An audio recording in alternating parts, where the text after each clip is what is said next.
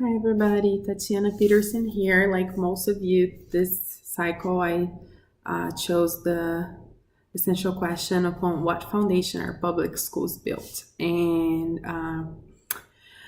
through the readings and different things that I was researching, my questions kind of went to a different perspective than I thought. The question that I would like to explore more with you today is how has slavery affected education in America?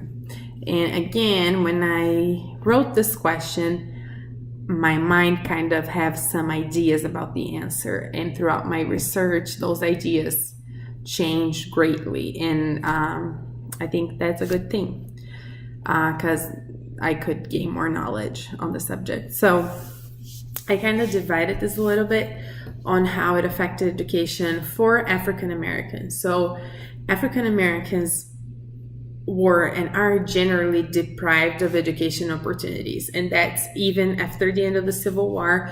We have the Reconstruction era, in which some things are done to help African Americans and freed slaves, but there are many fails in which education is concerned.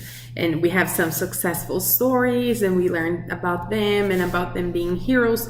But when you think about the group and about the whole, you see that there are many, many fails. And then it's kind of a cause and consequence thing that we have here, because if you think about it, because African Americans were deprived of education opportunities, you have the problem of social stagnation. So you have somebody who is poor and this person cannot achieve education to increase their income, they will probably spend their whole lives being poor. And that is bound in many cases to reproduce generation through generation. And because of this social stagnation, then African Americans start being marginalized by society. So because not enough education opportunities were given, they couldn't climb the social ladder and they end up being at the margin of society. And then these factors cause discrimination to be perpetuated. So having education or the lack of education has a main role in the problem of discrimination in America. And so I started researching more about education and discrimination, and I came to some interesting points. So for the general population, how do schools teach about slavery? So I came to find this article that asked this question, and I was so surprised with the answers. So a study from 2018 showed that students are taught about slavery fragmentary, without context, and worst of all, sentimentalized or sanitized. And I have a link in my presentation if anybody wants to read the full article. But basically, in many states, especially in the South of the United States, slavery is taught as a problem of political divergent ideas, a cultural conflict.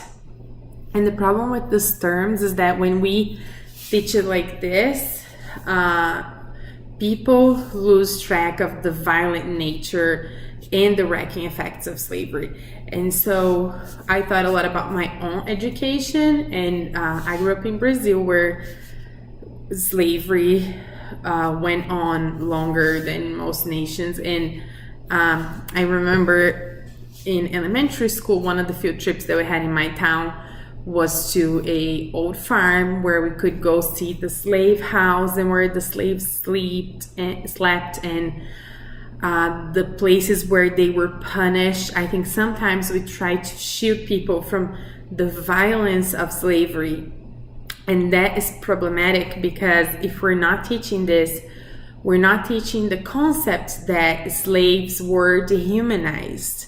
Slaves weren't people, slaves were property. And so if young people don't understand that, they're not going to be capable of understanding the moral and social scars that the African American community still carries on. And I thought it was very interesting to me to read those things and make those observations. I saw that a lot of you had questions about differences between education in America and other countries, and I think one thing that stood out to me is that talking to people who went to school here, I could say that a lot of them did not have the opportunity to be taught very clearly about the violence aspect of education. Somebody mentioned to me that in their textbooks there were pictures of slaves in the cotton fields and they were all dressed, so to her it didn't seem like, oh, they didn't get paid, that sucked, but it didn't show her the true process of slavery and what it did to the slaves. And so that was really interesting. I feel like if we can teach better about slavery and create generations that comprehend that, maybe that's a little shameful to see that in our history, but that's part of the history. This is part of who we are as a nation. If we comprehend it, then we can all together heal and find in education, in learning, new bridges and ways for healing and for unity. And this is basically what I learned. I'm going to post a couple of links on my post on the discussion board if anybody would like to read more about that, and hope you all are having a good week.